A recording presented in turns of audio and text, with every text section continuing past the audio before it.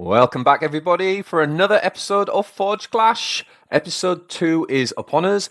I just want to start this one by saying a massive thanks to everybody who tuned in last week, to both myself and the Ecclesiarch channel to support FORGECLASH Episode 1. We had a massive response and loads of really positive comments, lots of encouragement to keep it going. So I just want to say massive thumbs up and thank you for that. The whole point of this series is to kind of galvanize the community, get around matchups we want to see, and to kind of have some fun and learn together. So, it seems we're doing that, and you can expect many more of the Forge Clashes to come.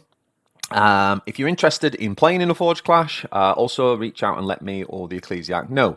But anyway, that said, on to episode 2. So today we are going to be doing some Eldar or Aeldari versus the Orkz, and I feel somewhat in the strange position that I'm actually piloting the Eldar, because this deck I'm actually playing today I am very, very new to, so I'm definitely not an expert on this.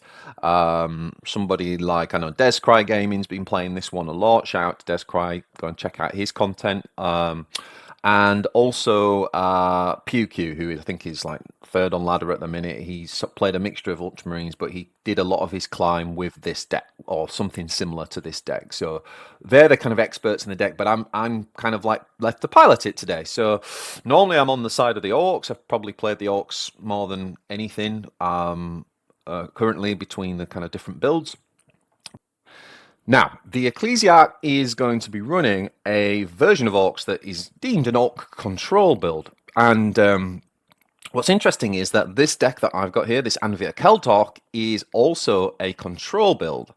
And so, that raises this interesting kind of question at the start as to, so who is the control deck here? Who is the one who is looking to control who?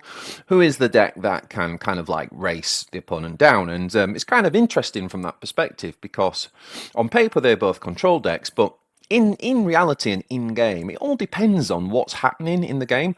Overall, I would say that the Orc deck is probably a little bit more of the beatdown, because the Orc control, it's not like a control deck in many other games. Yes, it's got hard removal like Will of Gork, etc. But actually, you can build waves of tempo where you can suddenly switch gears into kind of becoming the beatdown, like after a big green horde, for example. So I would say that overall the Orc is probably the beatdown in this matchup, which means that we need to try to control the board and get into our big combos. So what are we running? Well, for controlling the board early, we have things like Wind Rider, Banshee Mass, Shroud Runner. Scorpion's nice to play on turn 3 because the Orcs don't really have any way of dealing with it. Well, they do have the Hand of Mork, is the hard removal for a 1 unit, but if they use that on a Scorpion, we're quite happy. And things like Howling Banshee and even Fireheart. So these are all cards that are kind of our early game that we're looking to draw, and all we're really trying to do is just keep up on board, answer any kind of potential early green horde. And speaking of which, the key card in this matchup is this card here. So the Eldritch Storm is super, super crutch. And honestly, it's one of the best AoEs in the game. And it's one of these things, like if you were going to pilot at this deck on ladder, for example, if you draw Eldritch Storm, you're sitting pretty. You're managing your stones. Obviously, you want the 2 stones, Spirit Stones, to repeat the effect. But if you've got it, you're going to win, or you're at least comfortable that you're in the game. Obviously, if we don't have it, it can be a problem, particularly if he goes off on like a green horde and then we don't have any AoE. We don't have very many ways to answer a wide board. We can do things like Howling Banshee and Wind Rider. That's probably like the best thing we've got from hand that we can do outside of an AoE. So we're really hoping to make good use of Eldritch Storm to try and leverage our advantage in the game. And so once we've kind of held out early game, what we're really looking to do with this deck is to either Infinity Circuit. Now, if we were playing if he's using his hero power a lot, we can mirror that with our hero power, and we can basically just rack up stones with the Path of the Seer, and we might not need Infinity Circuit. But otherwise, we can have a turn where we kind of just hit the nail on the head and go for the Infinity Circuit, get the stones up, and that allows us to play Reclaim the Stars. Now, Reclaim the Stars draws us 5 cards, and if we had 5 stones in the bank, it will reduce the cost of those 5 cards by 5. Now, what you'll notice when you look at the deck is that outside of Reclaim the Stars, we only have 2 units that are big. So everything else is like, you know, a Crimson Hunter costs 6, but it would only cost 1. So if we were to Reclaim the Stars, for example, on turn 8, we get the Crimson Hunter for 1, and we could play that the same turn. Everything else is 5 or less, which means that it will cost us 0 mana. So that's where we get to shift the game in our favour. That's where we get the massive tempo swing, because suddenly we can play out all these units for 0 cost. And also, the Infinity Circuit can be drawn from that, which would also come out at 0 cost, meaning that you could then immediately gain another 5 stones. So there's some really great late game synergy here. We obviously have the Wailing Doom and the Hemlock as a kind of bit of burst. The deck can do such a good job controlling, and then what? How does it end the game? And that's where having like you know, a Wraith Fighter comes down, takes out a huge unit with its 8 flank, and obviously still can blast face for 5, or Wailing Doom can do a similar thing. Or so we've got a nice bit of late game there between the kind of between the discounted Reclaim Stars units and obviously the Hemlock and Wailing Doom to finish out the game. So, you know, obviously we're playing Orc Control. There's many threats in the deck. We've got to be looking out for that Green Horde, and how do we answer that early on? We've got to be mindful of letting it get too late into the game. Obviously, he has Rock Invasion, and he also has some pretty big units in there, like the I've forgotten his name, the legendary 7-drop, the big Lich Guardy guy, and the Dreadnoughts and things like that, which we don't have kind of like hard removal in the Eldar deck, so those units can quickly become an issue. So we've got to like really try and keep up on the board early and kind of look for this combo if we're going to be successful. So that said, let's dive into the games. And if you haven't done so already, please do subscribe to the channel, like and share this video. And don't forget, this is just my perspective on the game. The great thing about this series is you can hop over to the Ecclesiarch channel, and then you can watch the games afterwards from his perspective as well. So if you're really watching this kind of like to learn and kind of improve your understanding of the game, seeing it from both perspectives is what's going to be most helpful. Without further ado, let's jump into game 1. All right, so some Control Antok Eldar versus Control Orkz.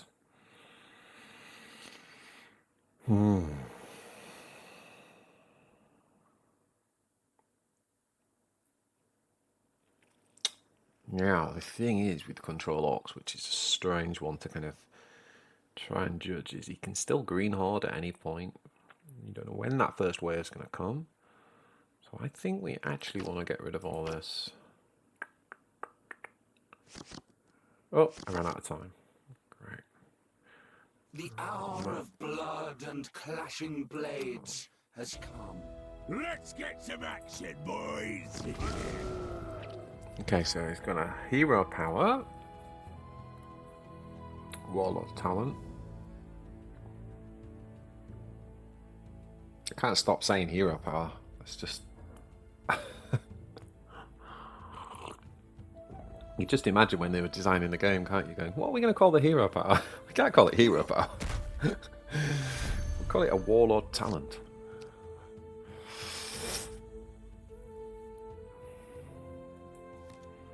Okay, so we use the webway entrance. Oh, interesting.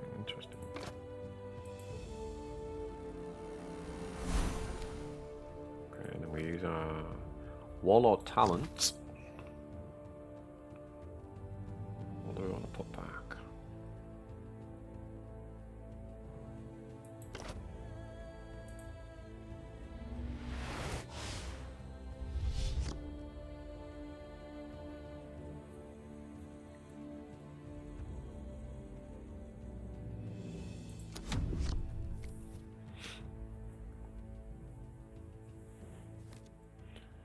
Oh!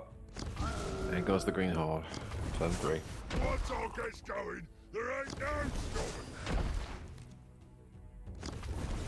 Stop moving! I just want to hit your heads!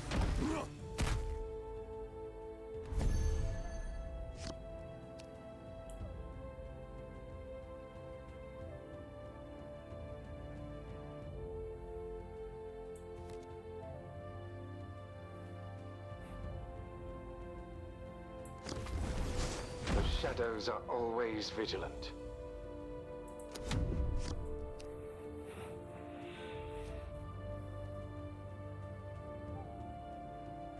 Turn 3 green heart. Ouch.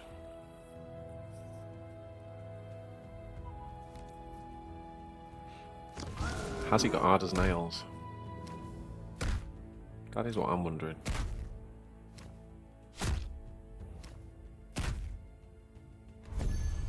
He has not.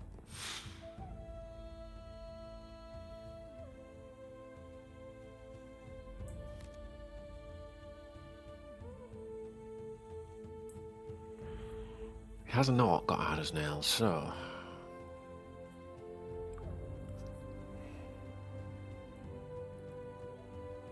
That can kill this.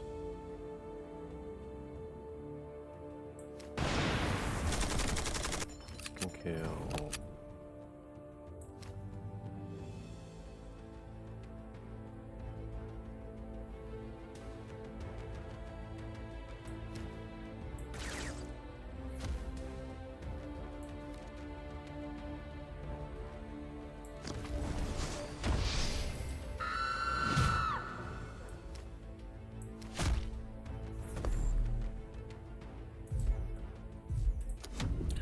Let's go with that. Can't believe we're on 18 health, turn 4 against a control deck. It's the good thing with the Orc control. It's one of the reasons why it's so much fun to play. Depending on the draw that you get, it comes in waves of tempo. Sometimes it's control, sometimes it can do this. It can just turn up. So we've got 2.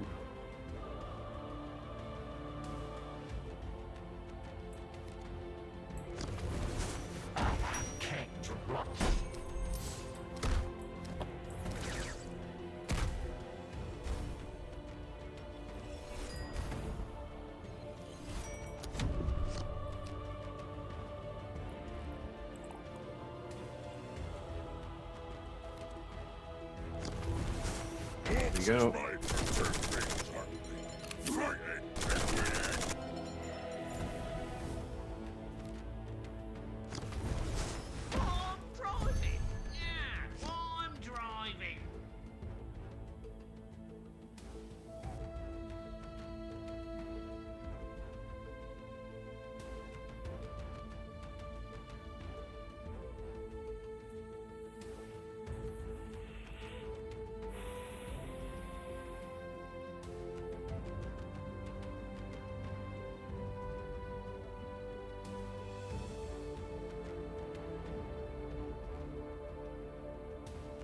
Nine damage to face. Time is our enemy. Don't really want that, do we? But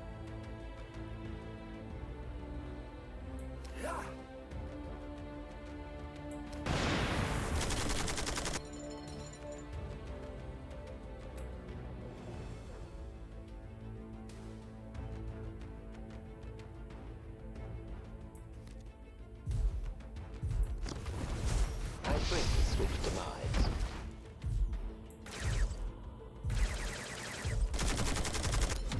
so we get blown out by no mucking about here.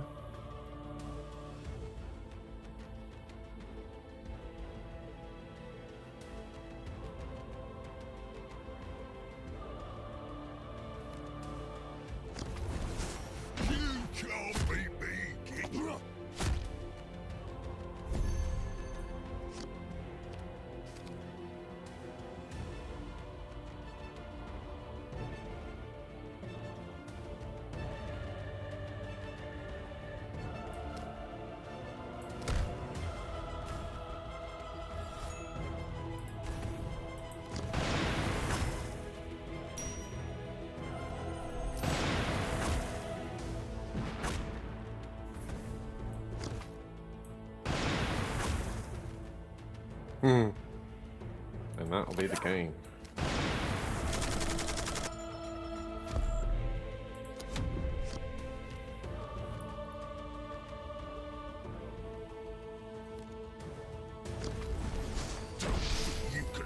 So you can see, like, he basically played that game more like a mid-range deck. as opposed to need to kind of go into much of his control tools. That's what's good with this build, is you can play it as a mid-range or you can play it as a full-on control build. Okay.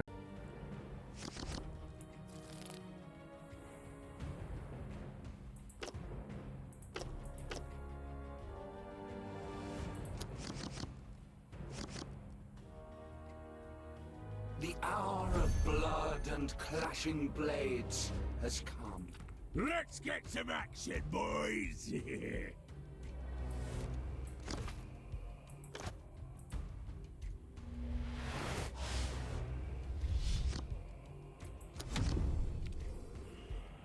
Okay, so let's hope for no turn 3 green hordes, so we can actually get a foot in the game.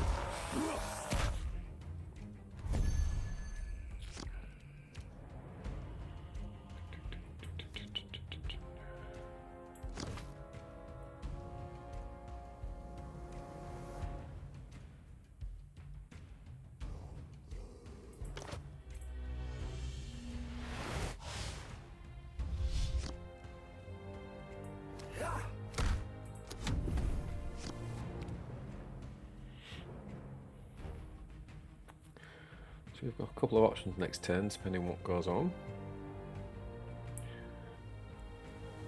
Please no green horde, please no green horde, please no green horde. Okay, not this time. Now, is this our opportunity to drop Dance of Death? I think it might be. Yeah, I think it is our opportunity. Slow tempo turn from him. Otherwise we just never get that down. And then the Witchblade would have been a better drop, but I think we got the chance. Here comes the Horde. Stop moving! I just want to hit your heads! Once all gets going, there ain't no stopping! I wonder whether we should just be hard mulliganing for the Eldritch Storm in this match. Just hard mulligan.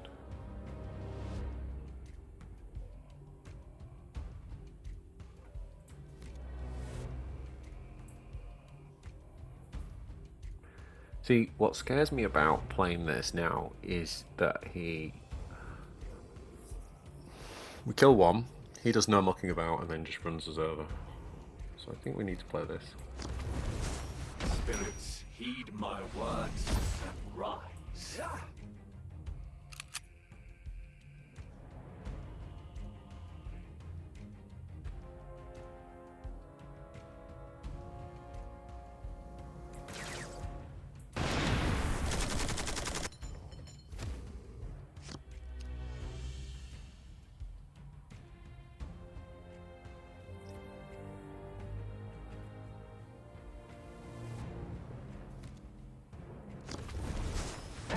Boys!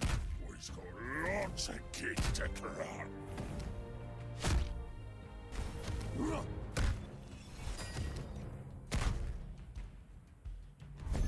Okay, well, the Dance of Death is going to be nice here.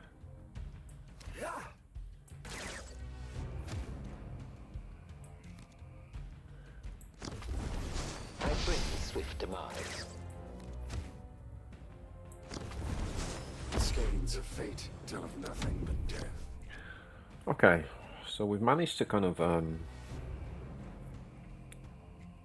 get a foothold in this game now.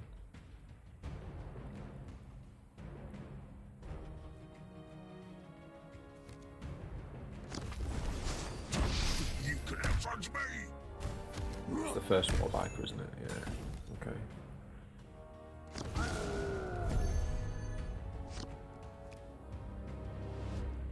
Okay. So we could get rid of one of these.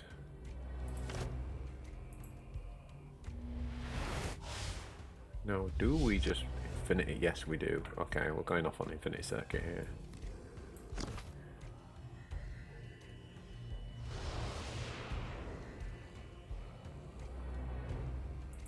I'm ending turn, I'm not attacking.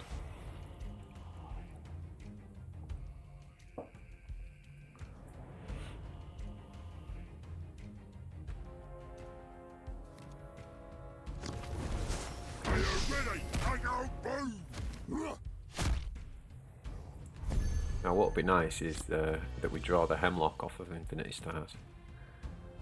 Reclaim the Stars, sorry. So we play this. And there it is. On 1 cost. Beautiful Crimson Hunter. Hello, sir. We are the raging winds.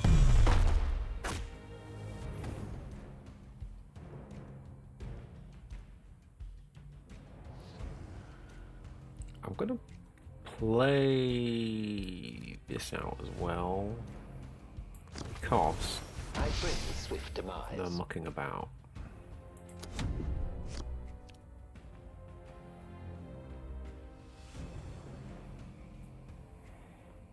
I don't want to give him an easy no mucking about there. If he wants to Will of Gork, he can, but it wouldn't be a great one. Orkz is made for 2 things only. Fighting and winning!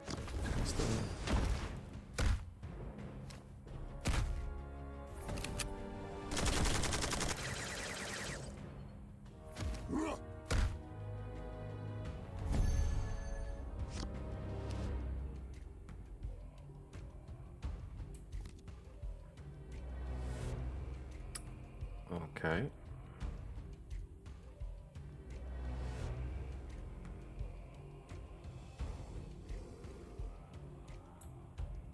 So what we might do here is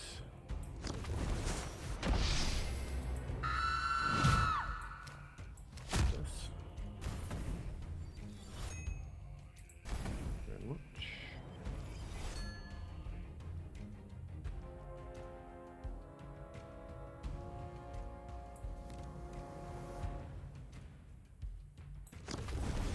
I am the bloodied blade of Cain.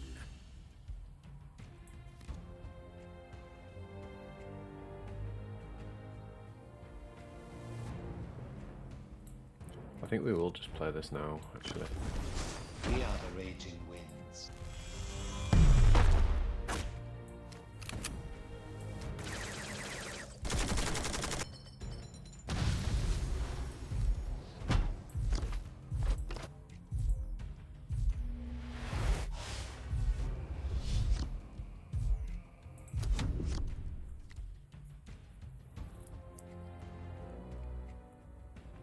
Got a really cheap Hemlock that's now on Blast.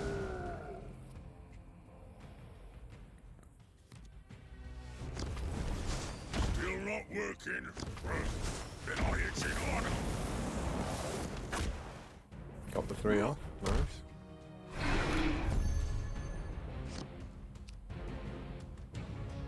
The Blast looks good here. When my vengeance comes, it will be swift.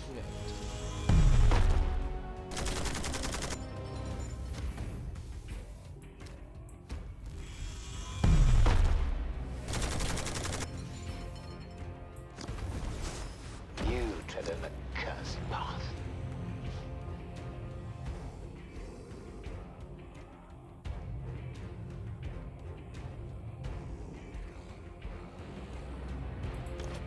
Don't have any stones, do we?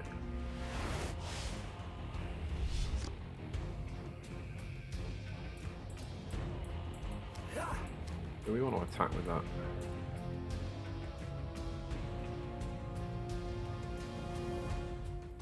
Ooh, I don't think he runs proper killie in a control deck. I think I'm not going to attack.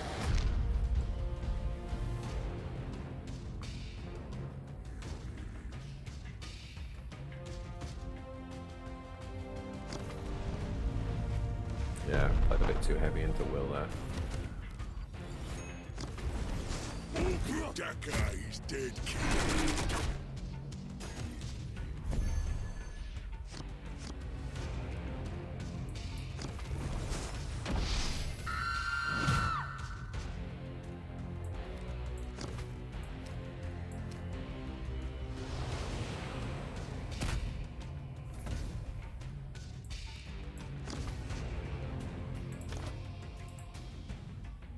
Get rid of the Shroud Runner, we don't need that.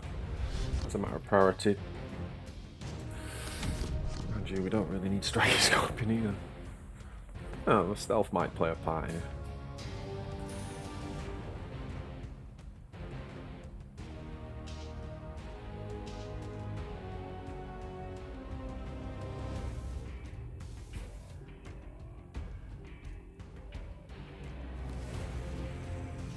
No mucking about. Interesting. You can't be beat.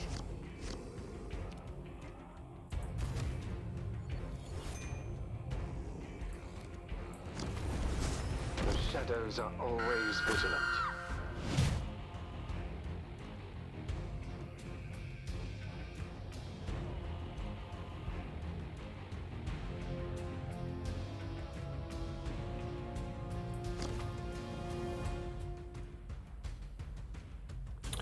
I wonder if I could.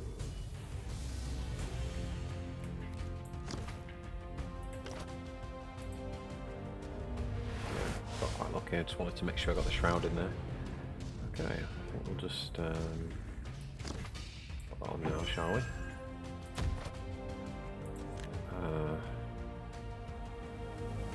We do the shuriken now. No, not for now.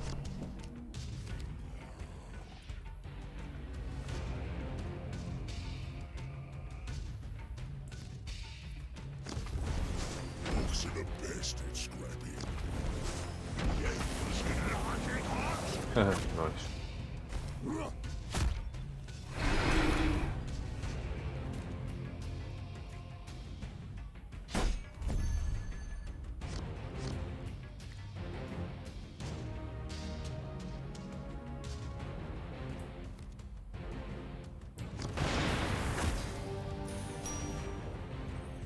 Three on play. Oh, we just needed one more. We had him with Will and Doom.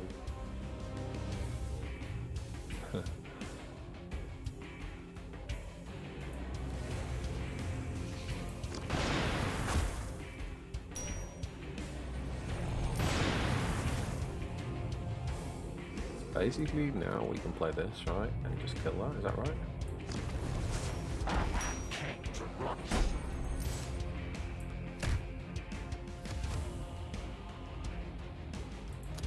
Then we got him with a wailing, right?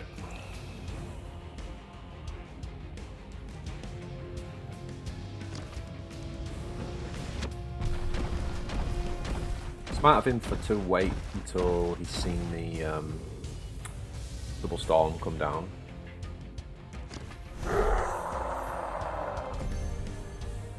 It's not going to be enough. Kaboom. That was a great game. Very, very close, very back and forth. Probably could have made more use of the guy's shuriken that I had there. Okay, here we go. Eldar control versus Orc control.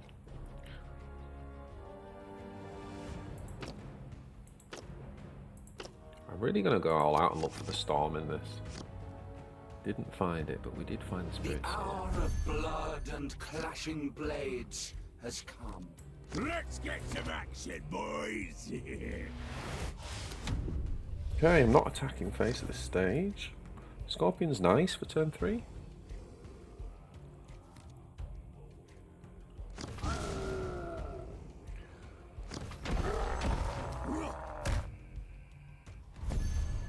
So we're going to drop Scorpion and just trade off one of the Grots. The shadows are always vigilant.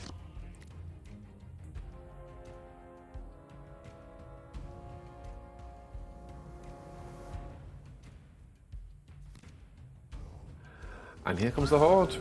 Turn 3. Once all gets going, there ain't no stopping. Stop moving. I just want to hit your legs. Come on, Storm. We didn't get Storm, but we did get Banshee, which is a close second. So, we've got Shuriken 2, so we can take out the Flyers with this. I think they're the priority, right?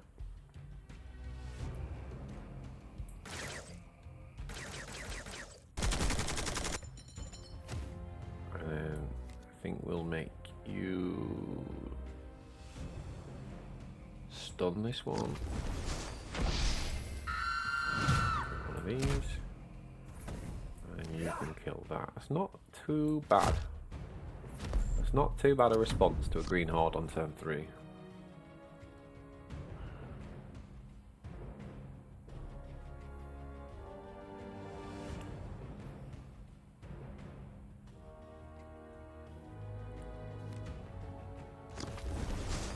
This is made for two things only. Fighting and winning!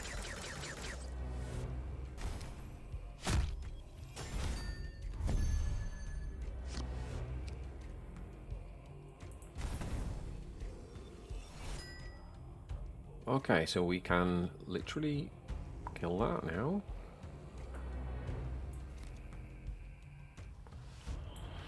Or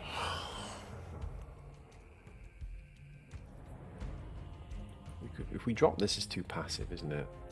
And he can just basically, he gets free flanking to come and take those units off. So as good as that card is, it's completely the wrong time to play that card. We can take that out with that. We can take that out with that if we combine and hit there and leave that up. That does save our stones. But then he just trades that and we're in here, right?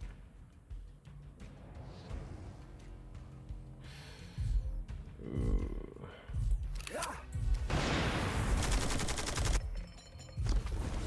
Surround them! Strangle them like the serpent!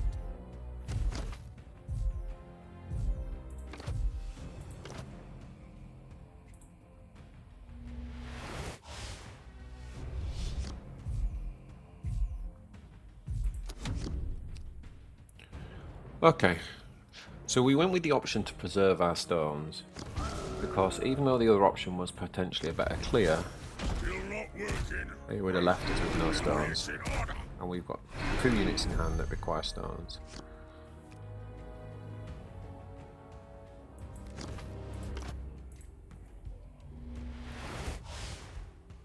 Oh no, that was a massive misplay. Oh god, oh no, I thought I had enough mana to play my 5-drop.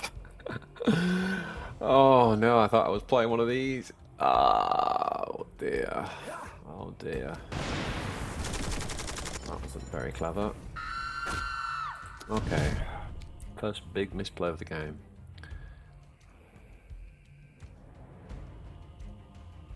Oh god, man.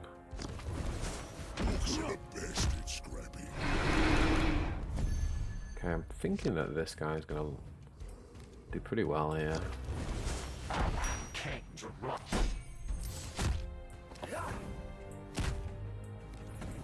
Okay, so what we're gonna do is we're gonna put. How close are we to needing that?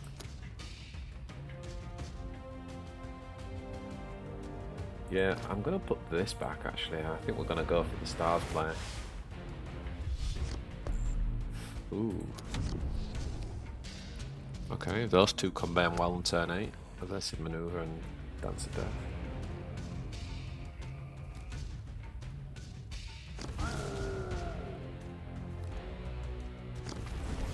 Ready for fighting, boss? Boys! Lots of kids to cry.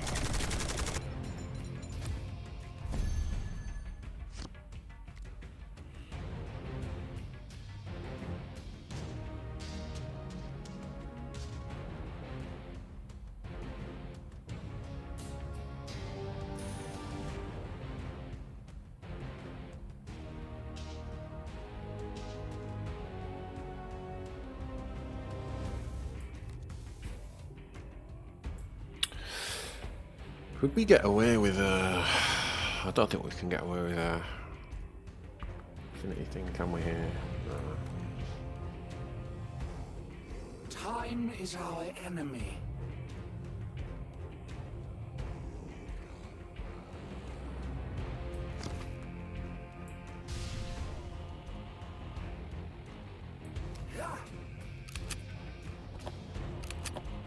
Doesn't really matter, does it?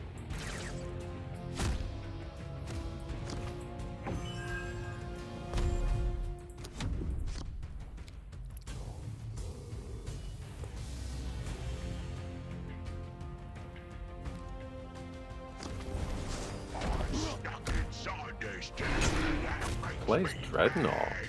Okay, I was not expecting that.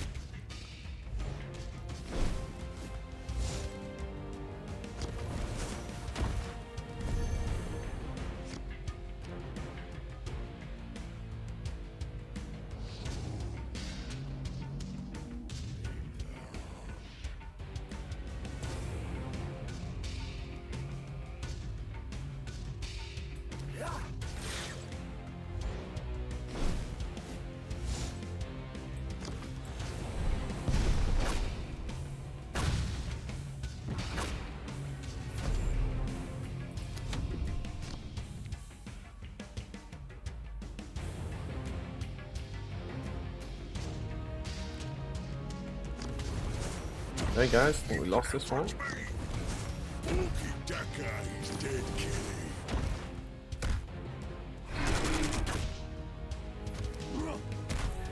Great combo.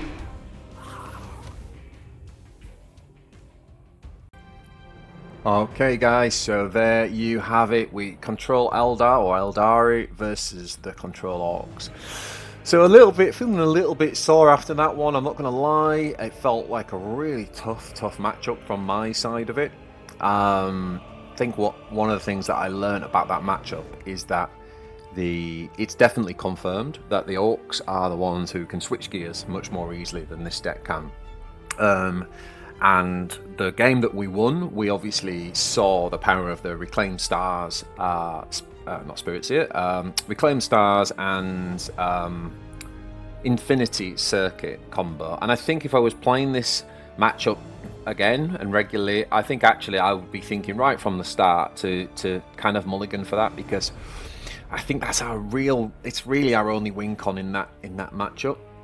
So, you know, even if we try to kind of like delay the game, if we don't get that combo off, it's really tough. When we did get the combination off, you then really saw our ability to kind of swing the tempo and put enough damage on our opponents so that we could finish the game with our Wailing Dooms or or our Hemlock, etc. So there we go. That's episode 2 of FORGECLASH. I hope you enjoyed it. I hope you enjoyed the series. If you've not seen the first one, last week we did Ultramarines and Necrons. Definitely go back and check that out.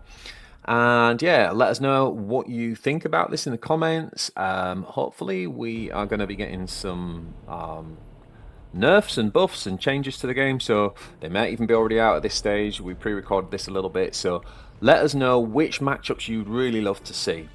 Like and sub the channel if you will. If you're enjoying this kind of content, I really appreciate all of the support, guys.